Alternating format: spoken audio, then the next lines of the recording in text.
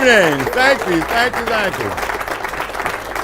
Thank you so much. Friends, right now I'd like to take you on a little trip down through the history of magic with a very old classic of prestidigitation. In fact, it's the oldest piece of legerdemain that we know of. Some believe it's clearly depicted in hieroglyphs on the walls of a burial chamber in Beni Hassan, Egypt, constructed over 4,500 years ago. That's right, friends, this trick is older than the New Testament itself.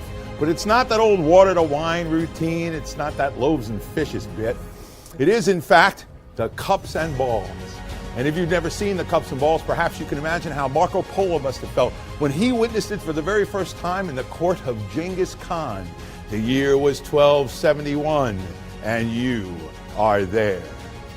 Now, it appears that we owe the shape of these particular cups to the Romans. The Roman performers of the cups and balls were known as acutepulari, derived from the Latin acutepularum for cup.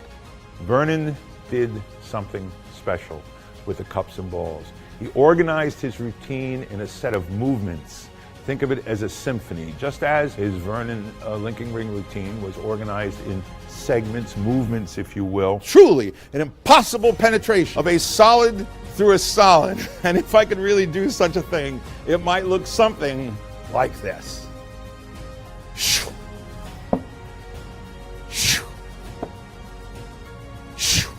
A wave, a spin, and a tap, and a second solid ball appears. One more time, a wave, a spin.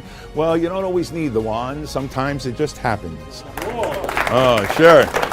Now he's good. Yeah, right. Magicians think of it as a close-up routine today.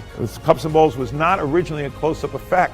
It is an interactive routine. Centuries back, it was done in fairs. It was done for big public audiences. It's kind of a platform, a parlor or larger effect. The narrative of the vanish is that the wand spin is a flourish, an incidental flourish, as a warm-up to the vanish. You shouldn't even be looking at your hand.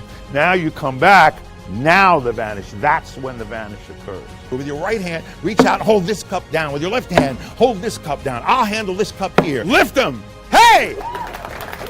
I believe it's time for a cocktail. Cheers!